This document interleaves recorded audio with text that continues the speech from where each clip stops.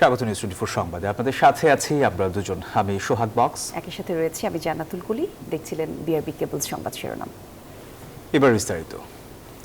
বিএনপির নাম ভাঙিয়ে কেউ যেন কোনো ধরনের অপকর্ম করতে না পারে কিংবা হাসিল করতে না পারে ব্যক্তি স্বার্থ, সেজন্য সবাইকে সতর্ক থাকার আহ্বান জানিয়েছেন দলের ভারপ্রাপ্ত চেয়ারম্যান তারেক রহমান। এছাড়া স্থায়ী কমিটির যে কোনো সিদ্ধান্ত মেনে ঐক্যবদ্ধ হয়ে দলের পক্ষে কাজ করতে নেতাকর্মীদের প্রতি আহ্বান জানিয়েছেন তিনি। কিশোরগঞ্জ জেলা বিএনপির ত্রিবার্ষিক সম্মেলনে তারেক রহমান বলেন, যত দিন যাচ্ছে ততই অদৃশ্য শক্তি দৃশ্যমান হচ্ছে, আর তাই যে কোনো পরিস্থিতিতে জনগণের পাশে থাকতে হবে। দীর্ঘ ৯ বছর পর কিশোরগঞ্জ জেলা বিএনপির ত্রিবার্ষিক সম্মেলন। শনিবার সকাল থেকেই শহরের পুরাতন স্টেডিয়াম মাঠে জড়ো হতে থাকেন জেলার ২১টি ইউনিটের নেতাকর্মীরা। কেন্দ্রীয় ও স্থানীয় নেতৃবৃন্দকে সঙ্গে নিয়ে দুপুরে জাতীয় ও দলীয় পতাকা উত্তোলনের মধ্য দিয়ে সম্মেলন উদ্বোধন করেন বিএনপি মহাসচিব মির্জা ফখরুল ইসলাম আলমগীর। অভিযোগ করেন, বিএনপিকে ঘিরে চলছে নানা অপপ্রচার ও মিথ্যাচার। যারা আজকে বলছে তারা সম্পূর্ণভাবে মিথ্যা কথা, অসত্য কথা, জাতিকে বিভ্রান্ত করার কথা বলে। সম্মেলনের প্রধান অতিথি হিসেবে লন্ডন থেকে ভার্চুয়ালি যুক্ত হন বিএনপির ভারপ্রাপ্ত চেয়ারম্যান তারেক রহমান। বলেন, স্বৈরাচার পালালেও অদৃশ্য শক্তি ধীরে ধীরে দৃশ্যমান হচ্ছে। পালিয়ে গিয়েছে, কিন্তু অদৃশ্য শক্তি কিন্তু ধীরে ধীরে মাথা চাড়া দিয়ে উঠছে। দলের নাম ভাঙিয়ে কেউ যেন ব্যক্তি স্বার্থ হাসিল করতে না পারে, সেজন্য সবাইকে সতর্ক থাকার আহ্বান জানান তিনি। এই দলের নাম ব্যবহার করে, বিএনপির নাম ব্যবহার করে তাদের ব্যক্তি স্বার্থ হাসিল করতে না পারে। কেউ যেন আমাদের নাম ব্যবহার করে জনগণের মধ্যে আমাদের সম্পর্কে বিভ্রান্তি ছড়াতে না পারে, এই ব্যাপারে আপনাদের প্রত্যেককে দায়িত্ব গ্রহণ করতে হবে। বলেন, বিএনপি বড় দল, তাই নেতাকর্মীদের মধ্যে প্রতিযোগিতা থাকবে, তবে কেন্দ্রীয় সিদ্ধান্ত মেনে চলতে হবে সবাইকে। থাকতেই পারে বিভিন্ন নেতাকর্মীর বিভিন্ন মতামত, থাকাটাই স্বাভাবিক, কিন্তু দলের যখন একটি সিদ্ধান্ত গৃহীত হয়ে যাবে, আমাদের কাজ হচ্ছে দলের সিদ্ধান্তের পিছে এসে দাঁড়ানো। এই জনস্রোত প্রমাণ করে আগামী জাতীয় নির্বাচন সামনে রেখে নিজেদের উপস্থিতি জোরালো করে তুলতে চাচ্ছেন বিএনপি নেতাকর্মীরা, যার মাধ্যমে ভোটের মাঠে ধানের শীষের পক্ষে গণজোয়ার তৈরি করতে চান তারা। ফজলে রাব্বি সৌরভ, নিউজ 24, কিশোরগঞ্জ। জাতীয় নির্বাচন নিয়ে কি কোনো ধরনের শঙ্কা আছে? জনমনে কি আছে কোনো অনিশ্চয়তা? এমন প্রশ্নের সুনির্দিষ্ট উত্তর না মিললেও রাজনীতি সংশ্লিষ্টরা মনে করছেন, জুলাই সনদ বাস্তবায়ন নিয়ে বিএনপি জামায়াতের দূরত্ব কমাতে হবে। আর না হলে জটিল হবে পরিস্থিতি, অনিশ্চিত হতে পারে আগামী সংসদ নির্বাচন। সংকট নিরসনে দুপক্ষকেই ছাড় দেওয়ার আহ্বান জানাচ্ছেন বিশ্লেষকরা। বলছেন, সনদ বাস্তবায়নের প্রশ্নে গণভোট কিভাবে হবে তা স্পষ্ট করতে হবে। বিস্তারিত শাহ আলী জয়ের রিপোর্টে। ধন্যবাদ মনির হায়দার।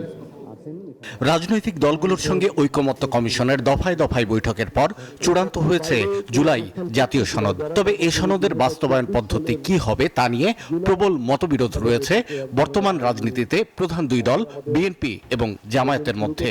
এমন বাস্তবতায় সনদ বাস্তবায়নের উপায় খুঁজতে উদ্যোগ নিয়েছে গণতন্ত্র মঞ্চ সহ ৯ দল। নিজেদের মধ্যে আনুষ্ঠানিক অনানুষ্ঠানিক বৈঠকের পাশাপাশি তারা যোগাযোগ রাখছে সংস্কারের প্রশ্নে বিপরীতমুখী অবস্থানে থাকা বিএনপি এবং জামায়াতের সঙ্গেও। দলগুলো বলছে, জুলাই সনদ নিয়ে সমঝোতা না হলে দেশ অনিশ্চিত পরিস্থিতির দিকে এগিয়ে যাবে। এই সমস্ত ক্ষেত্রে অনেক সময় দেখা যায় যে দেশে জরুরি অবস্থা হয়, রাজনৈতিক কার্যক্রম ব্যাহত হয়, ইভেন রাষ্ট্রের অস্তিত্ব সংকটের মুখোমুখি হতে পারে। এই প্রশ্নে দ্বিমত বা ভিন্নতা বাড়তে থাকলে নির্বাচনও ঝুঁকির মধ্যে পড়ে যেতে পারে। আর নির্বাচন ঝুঁকির মধ্যে পড়লে বাংলাদেশের তো বহুমাত্রিক, আপনি জানেন যে নিরাপত্তার ঝুঁকিটা বাড়ছে। একদিকে যখন রাষ্ট্র সংস্কারে রাজনৈতিক দলগুলোকে একমতে আনতে ঐকমত্য কমিশন কাজ করছে, অন্যদিকে রাজনৈতিক দাবিতে কয়েকটি দলের মাঠের কর্মসূচিও রয়েছে। এমন বৈপরীত্য থেকে বেরিয়ে আসা জরুরি বলে মনে করেন সমঝোতা প্রক্রিয়ায় অংশ নেয়া দলগুলোর নেতারা। যেভাবে বলা হচ্ছে পিআর না হলে নির্বাচন নয়, প্রথমত এটাও এক ধরনের জবরদস্তি। একটা দল, দুটো দল বা কয়েকটা দল মিলে আপনি তো গোটা দেশবাসী জনগণের উপরে তো আপনি এরকম একটা জিনিস কোনোভাবে আপনি চাপিয়ে দিতে পারেন না।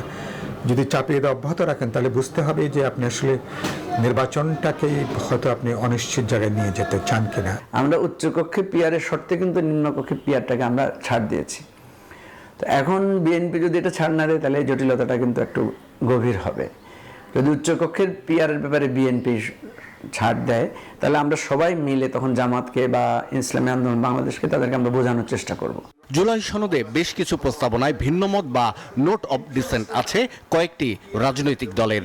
সনদ বাস্তবায়নের প্রশ্নে সরকার যদি গণভোট আয়োজন করে সেখানে ভিন্নমত থাকা প্রস্তাবনাগুলোর স্থান হবে নাকি তা বাদ দিয়ে বাকি অংশের ওপরেই ভোট হবে, সরকারকে তা স্পষ্ট করা উচিত, এমন মত বিশ্লেষকদের। জিনিসটা কি এইরকম হবে যে জুলাই চার্টারটা পুরো পাশ হয়ে আসবে, নোট অফ ডিসেন্ট যেগুলো আছে সেগুলো বিএনপি যদি 2/3 নিয়ে সংসদে আসে তাহলে সে হচ্ছে তার মতো করে এটাকে বাস্তবায়ন করবে। আরেকটা হচ্ছে যে না, আমি বিএনপির নোট অফ ডিসেন্টটাকে আমলে নিচ্ছি না, আমার হচ্ছে গিয়ে জুলাই সনদটা নোট অফ ডিসেন্ট ছাড়া আমি রেফারেন্ডামে দিব। কারণ যদি আপনি নোট অফ ডিসেন্ট ছাড়া দেন তাহলে বিএনপির তো সেটাতে এগ্রি করার পসিবিলিটি কম, এবং তখন যেটা আরেকটা বড় বিপদ হতে পারে, সেই রেফারেন্ডামটা যে পাশ হয়ে আসবে সেটা নিশ্চয়তা কতখানি। বিশ্লেষক এবং রাজনীতিকদের মতে জুলাই সনদ বাস্তবায়নে জনগণের আকাঙ্ক্ষাকে সবচেয়ে বেশি গুরুত্ব দেওয়া উচিত সরকার এবং জাতীয় ঐকমত্য কমিশনের। শাহ আলী জয়, নিউজ 24, ঢাকা। গণঅভ্যুত্থানের নেতৃত্বে থাকা ছাত্রদের সরকারে থাকার সিদ্ধান্ত সঠিক ছিল না, এমন মন্তব্য করেছেন বিএনপির স্থায়ী কমিটির সদস্য সালাউদ্দিন আহমেদ। আর রাজপথের নেতৃত্বে থাকা হাসনাত আব্দুল্লাহ বলেছেন, সরকারে সকল রাজনৈতিক দলের লোক থাকলেও ব্যর্থতার দায় দেয়া হচ্ছে শুধু এনসিপিকে। রাজধানীর কাকরাইলে এক আলোচনা সভায় এসব কথা বলেন তারা। এ সময় ডাকসু ছাত্রদল সমর্থিত প্যানেলের প্রতিনিধিরা নির্বাচনে মিডিয়া ট্রায়ালের শিকার হচ্ছে বলেও অভিযোগ করেছেন। 9 সেপ্টেম্বর অনুষ্ঠিত হয় ঢাকা বিশ্ববিদ্যালয়ের কেন্দ্রীয় ছাত্র সংসদ নির্বাচন। ভোটের দিন মিডিয়া ট্রায়ালের শিকার হয়েছেন বলে অভিযোগ করেছেন ছাত্রদল সমর্থিত প্যানেলের প্রতিনিধিরা। তারা বলেন, ভোটের দিন রিটার্নিং কর্মকর্তারা সাংবাদিকদের বিভ্রান্ত করেছে। শনিবার রাজধানীর কাকরাইলে ডিপ্লোমা ইঞ্জিনিয়ারিং ইনস্টিটিউটে তারুণ্যের রাষ্ট্রচিন্তা তৃতীয় সংলাপ মানবিক মূল্যবোধ সম্পন্ন শিক্ষা ও শিক্ষাঙ্গনের আলোচনা সভায় তারা এ অভিযোগ করেন। নির্বাচনের প্রথম আওয়ারে আমাদের ভিপি প্রার্থীকে কিভাবে মিডিয়া ট্রায়ালের শিকার করা হয়েছে। আমাকে ভিলেন বানানো হলো, আমি ভোট কেন্দ্র দখলের জন্য গিয়েছি। এটা কখনোই মেইনস্ট্রিম মিডিয়া থেকে আমি এটা আশা করিনি। একই আলোচনা সভায় কথা বলেছেন বিএনপির স্থায়ী কমিটির সদস্য সালাউদ্দিন আহমেদ। এছাড়াও এই আলোচনা সভায় যোগ দেন জাতীয় নাগরিক পার্টি এনসিপির দক্ষিণাঞ্চলের মুখ্য সংগঠক হাসনাত আব্দুল্লাহ। বিএনপি নেতা সালাউদ্দিন আহমেদ মনে করেন, গণ অভ্যুত্থানের নেতৃত্বে থাকা ছাত্রদের সরকারে থাকার সিদ্ধান্ত সঠিক ছিল না। আর হাসনাত আব্দুল্লাহ অভিযোগ করেন, সকল রাজনৈতিক দলের সমর্থন নিয়ে সরকার গঠন করা হলেও সরকারের ব্যর্থতার দায় শুধুই এনসিপিকে দেয়া হচ্ছে। এখানে প্রপোজড অনেক এখানে উপদেষ্টা হয়েছে, এখানে বিএনপি প্রপোজড অনেকে উপদেষ্টা হয়েছে, কিন্তু এই গভর্নমেন্টের যত ধরনের ব্যর্থতা, যত ধরনের সীমাবদ্ধতা, আমাদের প্রত্যাশা এবং প্রাপ্তির মধ্যে যে দৃশ্যমান ব্যবধানটি রয়েছে, সেই ব্যবধানটির পুরোটা দায়ভার এনসিপির নিতে হয়েছে। এই সরকারের দায়িত্বে আসাটা আমার মনে হয় সেটা তাদের সঠিক বিবেচনার সিদ্ধান্ত হয়নি। ফ্যাসিবাদের পতন আন্দোলনে রাজপথে থাকা দলগুলোর ঐক্যও জোর দেন বিএনপি নেতা সালাউদ্দিন আহমেদ। জামায়াতের সমালোচনা করে এই নেতা বলেন, রাস্তায় মিছিল মিটিং করে পিআর পদ্ধতিতে নির্বাচন বাস্তবায়ন হবে না। বলেন, পিআর চাইলে তা জনগণ সিদ্ধান্ত নেবে। কেউ বলছেন পিআর চাই, ঠিক আছে, পিআর যদি চাইতে হয় সেটা তো ডিসাইড করবে জনগণ। আমরা কে কয়টা রাস্তায় মিছিল করলাম, বিভাগীয় পর্যায়ে কে কয়টা সভা করলাম, 1000-2-3 লোক দিয়ে মিছিল করলাম, তাতে কি পিআর প্রতিষ্ঠিত হয়ে গেল? তারুণ্যের রাষ্ট্রচিন্তার তৃতীয় সংলাপ মানবিক মূল্যবোধ সম্পন্ন শিক্ষা ও শিক্ষাঙ্গনের আলোচনা সভায় ঢাকা বিশ্ববিদ্যালয়ের অধ্যাপক ডক্টর আব্দুস সালাম বলেন, বিশ্ববিদ্যালয়ে নানা অব্যবস্থাপনায় রাজনীতিবিদ ও বিশ্ববিদ্যালয় পরিচালনাকারীদের দায়বদ্ধতা আছে। রাজনীতিবিদদের বা বিশ্ববিদ্যালয়ের পরিচালনায় যারা আছেন তাদের একটা দায়বদ্ধতা আছে। তাওহিদুল ইসলাম, নিউজ 24, ঢাকা। পোষকতা নিয়ে আবার উত্তপ্ত রাজশাহী বিশ্ববিদ্যালয়। আন্দোলনের এক পর্যায়ে উপ উপাচার্য সহ প্রশাসনের কর্মকর্তাদের অবরুদ্ধ করতে গেলে শিক্ষার্থীদের সাথে হাতাহাতি হয়। আন্দোলনকারীরা জানান পোষ্য কোটা পুনর্বহাল আদেশ বাতিল এবং নির্ধারিত সময়ে রাকসু নির্বাচন সম্পন্ন না করলে কর্মসূচি অব্যাহত থাকবে। যদিও প্রশাসন বলছে উচ্চ আদালতের মাধ্যমে এই সমস্যার সমাধান করতে হবে। এদিকে শিবির সমর্থিত প্যানেল 24 দফা ইশতেহার ঘোষণা করেছে।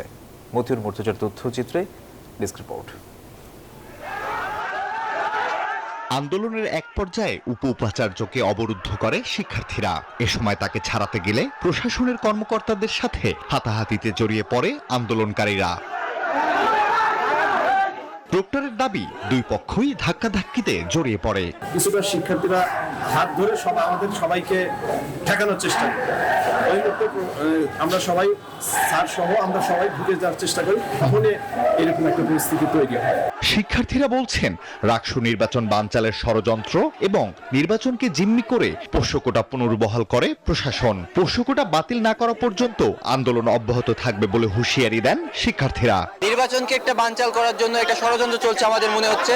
আমরা মনে করছি এই বিশ্ববিদ্যালয় প্রশাসন শিক্ষক শিক্ষার্থীদের মুখোমুখি দাঁড় করিয়েছে, এর দায় বিশ্ববিদ্যালয় প্রশাসনকে নিতে হবে। তবে উপাচার্য বলছেন রাকসু নির্বাচনের স্বার্থেই পোষ্য কোটা চালু করে শিক্ষক কর্মকর্তাদের নির্বাচনী কাজে ফেরানো হয়েছে। সবাইকে সাথে নিয়ে যেন বিশ্ববিদ্যালয়টা সুন্দর করে চলে আর কি। তো এটা হিউজ চ্যালেঞ্জ এবং সেই চ্যালেঞ্জের মধ্যেই আমরা আছি আর কি। তো আমরা চেষ্টা করে যাচ্ছি। আর এখন আরো কিছু অ্যাডেড ডাইমেনশন যোগ হয়েছে, যে বিষয়টি এখন এই মুহূর্তে আদালতে চলে গেছে। আন্দোলনের প্রভাবে রাকসুর প্রচারণা চলছে ধীর গতিতে। এদিকে ছাত্র শিবির সমর্থিত প্যানেল 24 দফার ইশতেহার ঘোষণা করলেও আন্দোলনের কারণে পুরোদমে প্রচারণা শুরু করতে পারেনি তারা। এই মোটা দাগে 24টা সংস্কার আমরা করতে চাই। Desk report, news 24। চট্টগ্রাম বিশ্ববিদ্যালয় কেন্দ্রীয় ছাত্র সংসদ এবং হল সংসদ নির্বাচনের মনোনয়ন ফর্ম জমাদান শেষ হয়েছে। 1162 জন প্রার্থী ফর্ম কিনলেও মোট 931 জন প্রার্থী মনোনয়ন ফর্ম জমা দিয়েছেন। চাকসু কেন্দ্রীয় ছাত্র সংসদে 429 জন প্রার্থী মনোনয়ন জমা দিয়েছেন। এছাড়া হল সংসদগুলোতে জমা দিয়েছেন মোট 502 জন প্রার্থী। বৃহস্পতিবার প্যানেল ঘোষণা করে ছাত্রদল, ছাত্র শিবির সহ বিভিন্ন সংগঠন ও স্বতন্ত্র প্রার্থীরা। আগামী 25 সেপ্টেম্বর প্রার্থীদের চূড়ান্ত তালিকা প্রকাশ হবে।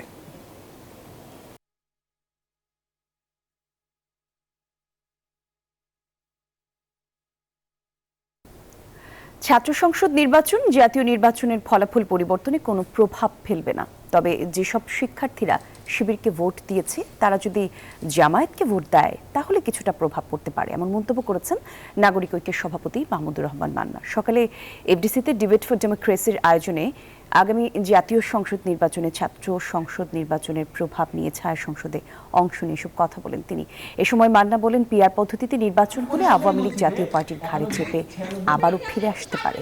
ডক্টর ইউনূস জামায়াত এবং বিএনপি নেতাদের নিয়ে জাতিসংঘের সম্মেলনে গেলেও সেখানে কোনো রাজনৈতিক আলাপ বা সমাধান হবে না বলে মনে হয় না। আর মার্কা এবং ব্যক্তি পরিচয় নির্বাচনে প্রভাব ফেলতে পারে। ওরা ক্ষমতায় আসতে পারবে তা বলছি না, কিন্তু এটা আমি পরে আবার বলছি, তারা যদি সেকেন্ড পজিশনে পায় তারপরে তারা ফিরে আসছে না, তাদেরকে আপনি আটকাবেন কি বলে? কিন্তু এখন তো ব্যান করে দেওয়া হয়েছে। তো কথা হয়েছে ওরা জাতীয় পার্টির লাঙ্গল নিয়ে দাঁড়াবে।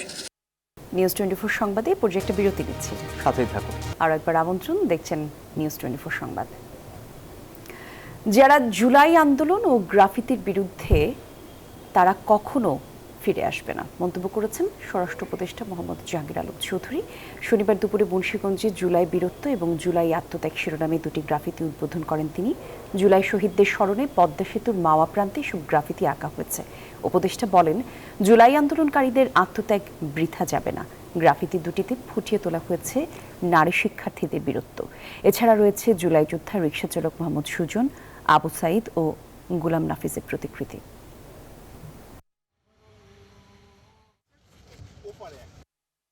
যারা গ্রাফিতির বিরুদ্ধে তারা আর কোনোদিনও আসবে না, তারা আর কোনোদিনও আসবে না।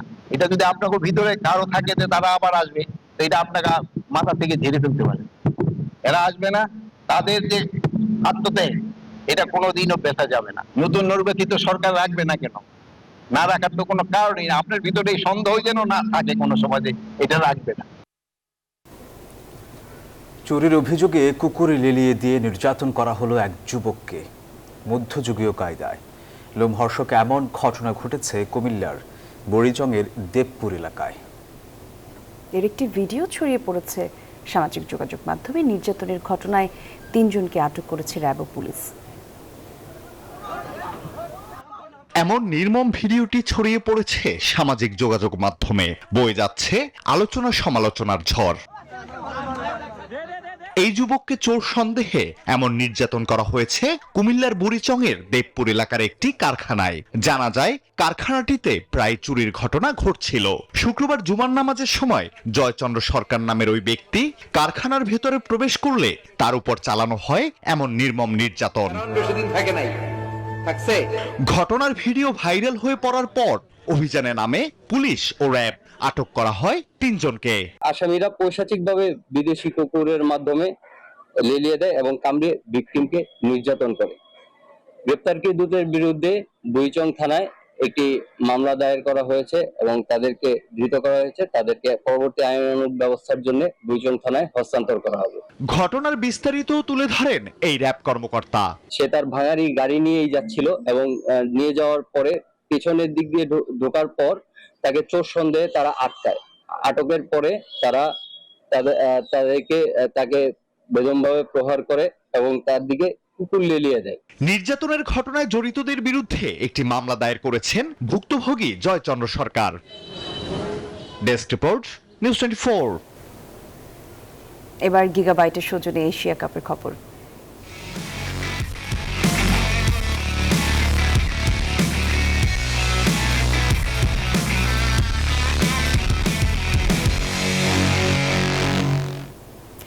এশিয়া কাপের লাইফলাইন পাওয়া টাইগাররা এবার ঘুরে দাঁড়ানোর অপেক্ষায়। শ্রীলঙ্কার বিপক্ষে সুপার 4-এর লড়াই শুরু হচ্ছে আজ। দুবাইয়ে অনুশীলনে ব্যস্ত বাংলাদেশ। আর লঙ্কানরা সময় কাটিয়েছে টিম হোটেলে। 2 দলের ম্যাচ শুরু বাংলাদেশ সময় রাত 8:30টায়। দুবাইয়ে রাত নেমেছে, টাইগার ক্রিকেটারদের অনুশীলনে ব্যস্ততা বেড়েছে। শুরুতে দুবাইয়ের একাডেমি মাঠ, এরপর মূল মাঠে অনুশীলন সেরেছে তারা। Pace bowling coach Shaun Tait আর স্পিন বোলিং কোচ মুস্তাক আহমেদের কাছে দীক্ষা নিয়েছেন বোলাররা। ব্যাটাররাও ছিলেন বেশ সিরিয়াস। একাদশে পরিবর্তন আসবে নাকি উইনিং কম্বিনেশন নিয়ে খেলবে বাংলাদেশ? গত ম্যাচে 5ম বোলারের অভাব হারে হারে টের পেয়েছে লিটনরা। এবার সংবাদ সম্মেলনে শন টেইটের কাছে ছিল প্রশ্ন। Personally, I'm not going to make that decision. একাদশে 5ম বোলার নেওয়া হবে কিনা এটা আসলে আমার সিদ্ধান্ত না, টিম ম্যানেজমেন্ট জানে। এক্সট্রা স্পিনার নেওয়ার বিষয়ও আমার জানা নেই। পেস বোলাররা ভালো করছে, মুস্তাফিজকে নিজের মতো খেলতে দিতে চাই। ও যেমন চায় সব স্বাধীনতা দেয়া আছে তাকে। If he's in an environment where he's happy, শ্রীলঙ্কার বিপক্ষে ম্যাচ শেষে বিশ্রাম দিয়ে 2 দিনে টানা 2টি ম্যাচ খেলবে বাংলাদেশ। এশিয়া কাপের মঞ্চে সেটি কতটা যৌক্তিক? we have a lot of data and strength and conditioning. শ্রীলঙ্কার বিপক্ষে ম্যাচে হাড্ডাহাড্ডি লড়াই হবে। পাকিস্তান ভারতের সাথে 24 ঘন্টার ব্যবধানে 2টা ম্যাচ, এখানে আসলে করার কিছুই নেই। এটা ইন্টারন্যাশনাল ক্রিকেট, সবকিছু মেনে নিতে হবে। This is international cricket.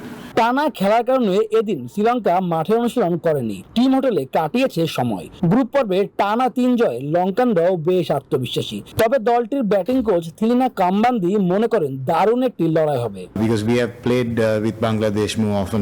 বাংলাদেশের শক্তি ও দুর্বলতা সম্পর্কে আমরা জানি। আমাদের দল আসলে দারুণ ছন্দে রয়েছে, সেটি টুর্নামেন্টের শেষ পর্যন্ত ধরে রাখতে চাই। দুবাই স্পিন স্বর্গে 2 দলের ব্যবধান গড়ে দিতে পারেন ব্যাটাররা। ফাইনাল খেলার যে স্বপ্ন নিয়ে এসেছিল আরব আমিরাতে, সেই স্বপ্নের আরো একটি ধাপ শুরু হবে লঙ্কানদের বিপক্ষে। এখন সেখানে টাইগাররা কি করে সেটি এখন দেখার বিষয়। শুভদেবনাথ, নিউজ 24, দুবাই, সংযুক্ত আরব আমিরাত। দর্শক, সংযুক্ত আরব আমিরাতে আমাদের সহকর্মী শুভ দেবনাথ আছেন, তার কাছ থেকে জানবো সবশেষ তথ্য। শুভ, সুপার 4 জমে উঠেছে, খুব বেশি সময়ও হাতে নিয়ে আজকের খেলা। রাত 8:30টায় শুরু হওয়ার কথা বাংলাদেশ আর শ্রীলঙ্কার খেলা। কি ঘটতে যাচ্ছে টাইগারদের ভাগ্যে? কি মনে হয় কেমন খেলবে আজ?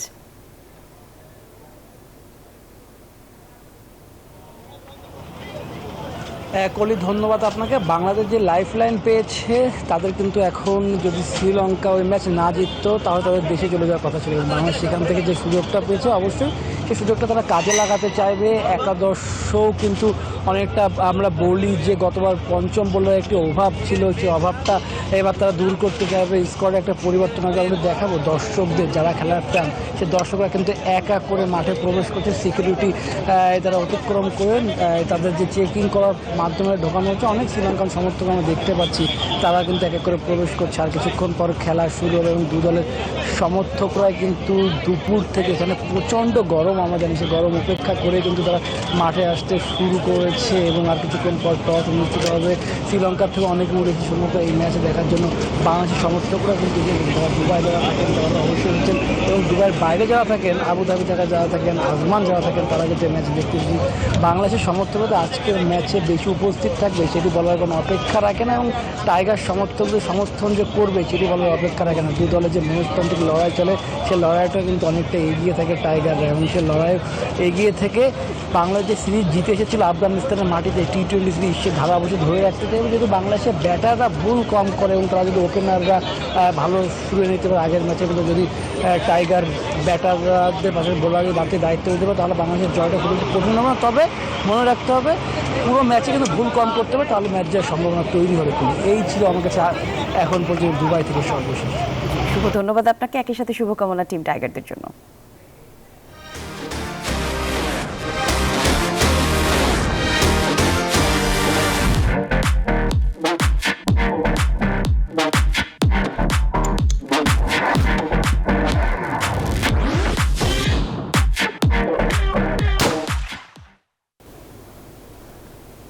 সংবাদের সময় হলো আরো একটা বিরতির। ফিরছি একটু পর, থাকুন সঙ্গে।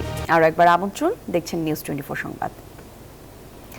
নেত্রকোনায় মাছ ধরার নৌকার সাথে বিয়ের বরযাত্রীদের স্পিডবোটের সংঘর্ষ হয়েছে। এতে ক্ষিপ্ত হয়ে চালককে মারধর করে স্পিডবোট ডুবিয়ে দিয়ে নৌকার মাঝি ডুবিয়ে দেয়। আর এতে পানিতে ডুবে মৃত্যু হয় নারী সহ এবং শিশু সহ 4 জনের।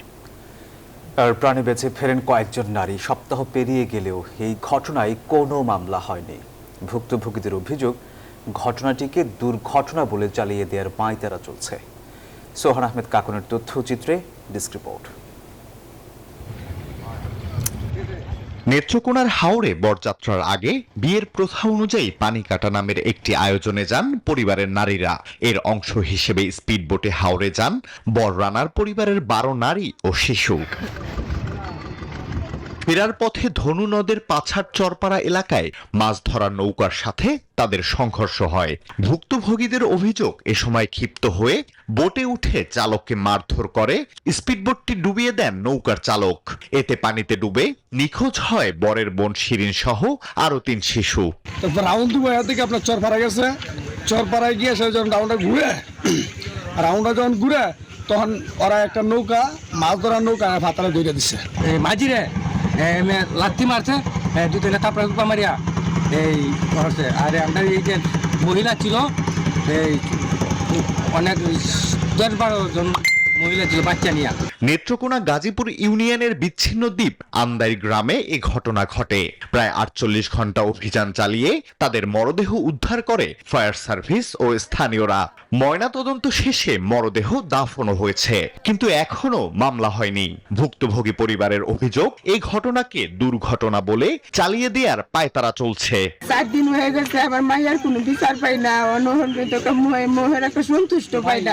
মুকেশ ভাই যদি আমাকে 14,000 টাকা না দিত, আমি মনটা কয় না যে আমার সন্তানের লাশটা আমি 2 হাতে মাটি দিতে পারলাম। আইনি প্রক্রিয়া সম্পন্ন হলেও নৌফাঁড়ির পুলিশ ও থানা পুলিশের টানাটানিতে এখনো মামলা হয়নি। তবে প্রস্তুতি চলছে জানিয়েছে পুলিশ।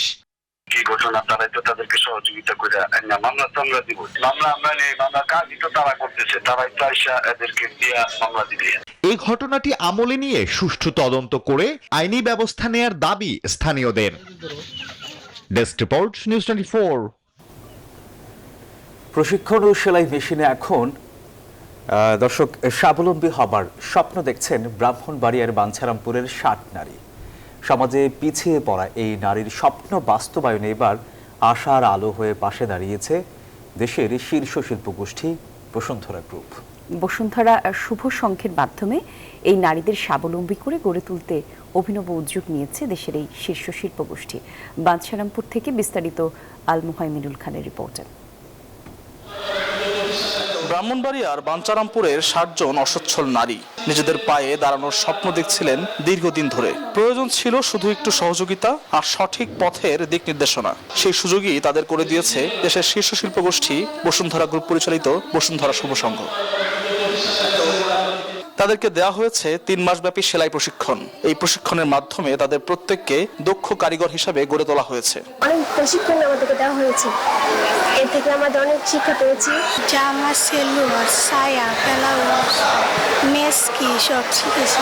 তাদেরকে অনেক ধন্যবাদ, আমাদের উপকার হয়েছে মেশিন দিয়েছে। প্রশিক্ষণ শেষে শুধু দক্ষতাই নয়, সেই দক্ষতাকে কাজে লাগানোর জন্যও তাদের পাশে দাঁড়িয়েছে বসুন্ধরা গ্রুপ। শনিবার জগন্নাথপুর আধুনিক অডিটোরিয়ামে আয়োজিত এক অনুষ্ঠানে প্রশিক্ষিত 60 জন নারীর প্রত্যেকের হাতে তুলে দেওয়া হয় একটি করে সেলাই মেশিন। এই সেলাই মেশিনই এখন তাদের কাছে স্বপ্ন পূরণের সবচেয়ে বড় অবলম্বন। অনেক ভালো লাগতেছে এবং এটা দিয়ে আমাদের অনেক সহযোগিতার উপকার হইতেছে। ছেলে মেয়ে আছে, পাশাপাশি আমরা যেমন সংসারে কিছু টুকটাক কিছু সাহায্য করতে পারি। বসুন্ধরা গ্রুপ থেকে ধন্যবাদ জানাই, আমার স্বপ্ন পূরণ হলো, পারিবারিক দিক দিয়েও উপকৃত হলাম। এই উদ্যোগ কেবল 60 জন নারীকে স্বাবলম্বী করবে না, বরং এর মাধ্যমে 60টি অসচ্ছল পরিবারে আসবে সচ্ছলতা বলে জানিয়েছেন বসুন্ধরা শুভ সংঘের পরিচালক। বসুন্ধরা গ্রুপের মাননীয় চেয়ারম্যান স্যারের নির্দেশনায় আমরা মূলত সারা দেশে দরিদ্র নারীদের জন্য কাজ করি। গত 3 বছর ধরে আমরা এই কাজটা করছি। চেয়ারম্যান স্যারের নির্দেশনা ছিল এরকম যে এই দরিদ্র নারীদের জন্য স্থায়ীভাবে কিছু একটা করার ব্যবস্থা, তো স্থায়ীভাবে তারা যেন কোনো একটা আয়ের সুযোগ পায়। এই জন্য আমরা প্রথমে তাদেরকে বসুন্ধরা শুভ সংঘ প্রশিক্ষণ কেন্দ্রের মাধ্যমে সেলাই প্রশিক্ষণ দিই। প্রশিক্ষণ শেষে তারা যখন দক্ষ হয়ে যায় তখন তাদের হাতে কিন্তু আমরা এই সেলাই মেশিনটি তুলে দিই। বসুন্ধরা গ্রুপ দেশব্যাপী এ ধরনের জনকল্যাণমুখী কাজের মাধ্যমে অসচ্ছল পরিবারের নারীদের কর্মক্ষম করে তুলে তাদের জীবনে সচ্ছলতা ফিরিয়ে আনতে চায়। একটা ফ্যামিলিকে সম্পূর্ণভাবে স্বয়ংসম্পূর্ণ করে তোলা, যাতে উনি অন্যের কাছে হাত তুলতে না হয়। এই মেশিন উদ্দেশ্য হলো আজকে যাকে দিয়েছি উনি উদ্দেশ্য না, উনি নিবেন, ওনার ছেলের বউ কাজ করবে, ওনার মেয়ে কাজ করবে, পরবর্তী জন্ম কাজ করতে থাকবে। শুধু সেলাই প্রশিক্ষণ ও মেশিন বিতরণই নয়, বসুন্ধরা শুভ সংঘ দেশব্যাপী শিক্ষাবৃত্তি, স্কুল প্রতিষ্ঠা এবং আরো নানা ধরনের জনকল্যাণমূলক উদ্যোগ পরিচালনা করে আসছে। সমাজের পিছিয়ে পড়া মানুষের গল্প বলেন অনেকেই, কিন্তু সেই মানুষগুলোকে স্বাবলম্বী হিসেবে গড়ে তুলতে বসুন্ধরা শুভ সংঘ যে উদ্যোগ নিয়েছে তার ভূয়সী প্রশংসা করছেন অনেকেই। সবাই বলছেন বসুন্ধরা শুভ সংঘের দেয় সেলাই মেশিন ও প্রশিক্ষণ পেয়ে স্বাবলম্বী হিসেবে গড়ে উঠবে এই 60টি পরিবার। বাঞ্চারামপুর থেকে আল মোহাম্মদুল খান, নিউজ 24, ব্রাহ্মণবাড়িয়া। এবারে মধুমতি ব্যাংক পিএলসি অর্থ বাণিজ্য সংবাদ। ইউনাইটেড ইন্টারন্যাশনাল ইউনিভার্সিটিতে গভর্নমেন্টস একাডেমিয়া ইন্ডাস্ট্রি কনক্লেভ 2025 অনুষ্ঠিত হয়েছে। শনিবার বিশ্ববিদ্যালয়টির ক্যাম্পাসে এই আলোচনা সভা অনুষ্ঠিত হয়। অনুষ্ঠানে অতিথি ছিলেন বাংলাদেশের জ্বালানি ও বিদ্যুৎ গবেষণা কাউন্সিলের চেয়ারম্যান মোহাম্মদ ওয়াহিদ হোসেন, বাংলাদেশ প্রকৌশল ও প্রযুক্তি বিশ্ববিদ্যালয়ের কম্পিউটার বিজ্ঞান বিভাগের professor doctor engineer Saidur Rahman সহ অন্যরা। সভাপতিত্ব করেন বিশ্ববিদ্যালয়ের উপাচার্য প্রফেসর ডক্টর মোহাম্মদ আবুল কাশেম মিয়া।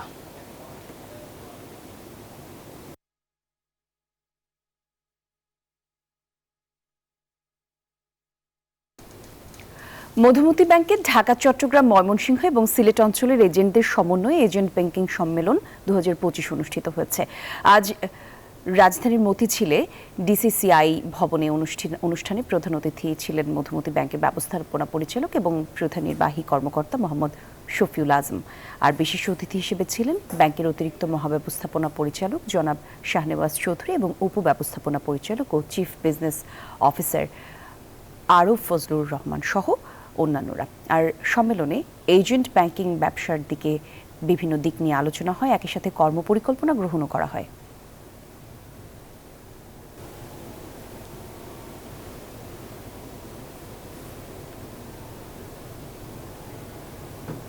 সময় হলো আরও একটা বিরতির। থাকুন সাথেই, ফিরছি একটু পর। আবারও স্বাগত। দেখছেন নিউজ 24 সংবাদ। শারদীয় দুর্গাপূজাকে ঘিরে নারায়ণগঞ্জে প্রতিমা তৈরিতে ব্যস্ত সময় পার করছেন কারিগররা। খড়, কাঠ ও মাটি দিয়ে কারিগররা নিপুণ হাতে প্রতিমা গড়ে তুলছেন। মণ্ডপগুলিতে এখন চলছে সাজসজ্জা। আর এখনকার 222টি মণ্ডপে অনুষ্ঠিত হবে দুর্গাপূজা। শরীফ সুমনের তথ্য আর ডেস্ক রিপোর্টে দেখুন বিস্তারিত। দুর্গাপূজা ঘনিয়ে আসায় প্রতিমা তৈরিতে ব্যস্ত সময় পার করছেন নারায়ণগঞ্জের কারিগররা। তাদের অভিযোগ, প্রতিমা তৈরির সরঞ্জামের দাম বাড়লেও মজুরি বাড়েনি। গেছে বছর যে জিনিসের যে দাম কিনছে এই বছর কিন্তু সেই দামটা কিনতে পারে নাই। ওই হিসাবে আমরা মূর্তির দাম পাইতেছি না। আগেও বানাইতে হইতো, এখনো তো বানাইতে হয়।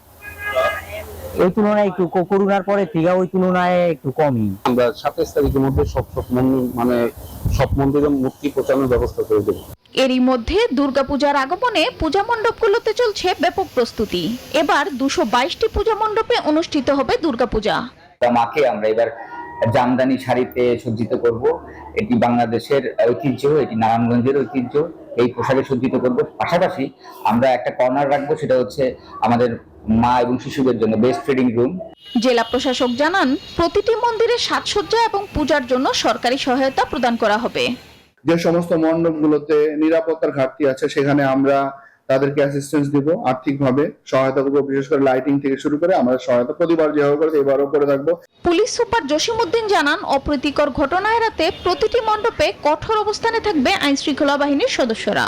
সব জায়গায় আমাদের পোশাকি পুলিশের সাথে সাথে আমাদের সাদা পোশাকে আমাদের পুলিশ মোতায়েন থাকবে।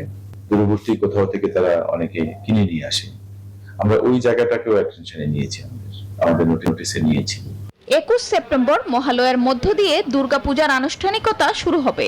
28 সেপ্টেম্বর মহাষষ্ঠী আর 2 অক্টোবর প্রতিমা বিসর্জনের মধ্য দিয়ে শেষ হবে দুর্গোৎসব।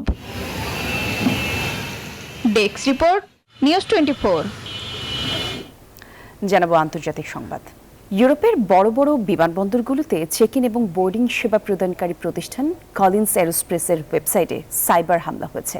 এতে লন্ডনের হিথ্রো, বেলজিয়ামের ব্রাসেলস এবং জার্মানির বার্লিন বিমানবন্দর সহ বেশ কয়েকটি এয়ারলাইন্সের শত শত ফ্লাইট বাতিল করা হয়েছে। কলিন্স এরোস্পেস বিবৃতিতে জানিয়েছে, প্রযুক্তিগত ত্রুটির কারণেই আপাতত পরিষেবা দিতে পারছে না এই সংস্থাটি। আর এই ত্রুটি সারাতে কিছুটা সময় লাগবে। এতে ভোগান্তিতে পড়েছেন যাত্রীরা। তবে ইউরোপের সব বিমানবন্দরই এই হামলার শিকার হয়নি। ফ্রাঙ্কফুর্ট, হামবুর্গ এবং জুরিখ বিমানবন্দরের সব কার্যক্রম স্বাভাবিক রয়েছে।